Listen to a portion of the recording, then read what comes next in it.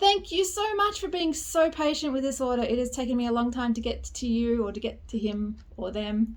I'm so glad you like my puppet so much, and I'll just give you a good show of what it looks like before I send him off, and just a little description on how to use your puppet. So in the box you will get the puppet. You will also get a plate. Let me get it out.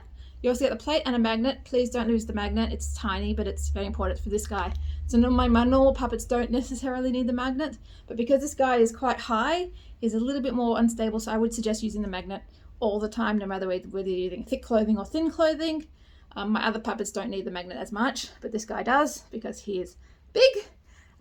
So with the magnet, make sure that the magnet polarity connects to the puppet so that it stays, because once it's on there it will stay, but he is a little taller, so it's a little bit more moving around this guy than most of my other puppets. Anyway, so back to the puppet. So there's a clear plastic coating you can see on the cord there. So just peel it off when you get it, just the plastic coating on the metal, that plastic thing there. But peel that off when you get it. It just protects the metal. I leave it on there because it's there when I make it, but I just leave it on there to protect it as it's shipping. You know, it doesn't hurt. Bend with your fingers. You can just use your fingers, usually 2 spots, like one there and one there, so that it fits a nice curve around your shoulder so it's not sticking out like that. And that will also keep it steady on your shoulder. Magnets go underneath. So if this is 2 layers, so underneath the piece of clothing, so the magnet's there. So it goes underneath the piece of clothing, make sure the polarity connects.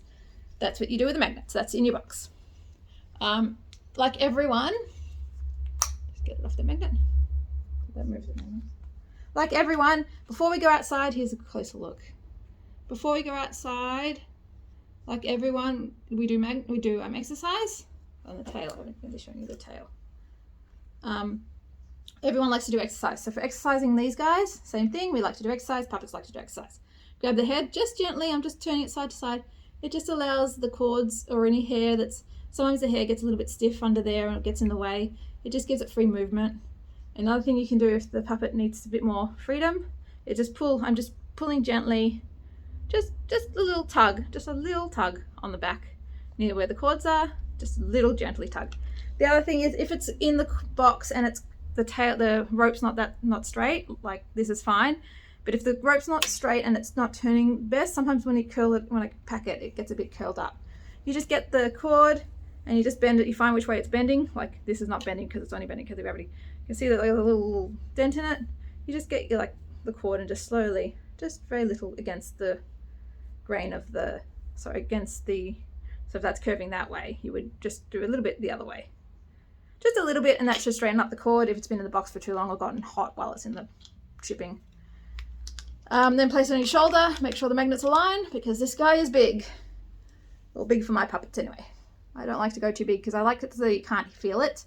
And if you get much bigger than this, you start feeling them and they get a bit awkward to wear all day. Like I don't want it heavy. I do not like a heavy puppet.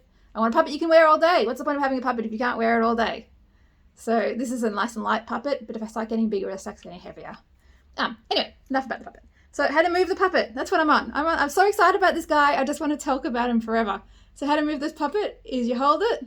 So if you're doing one-handed, that's one-handed. You just kind of, this guy can't. He's, again, problem with doing bigger puppets.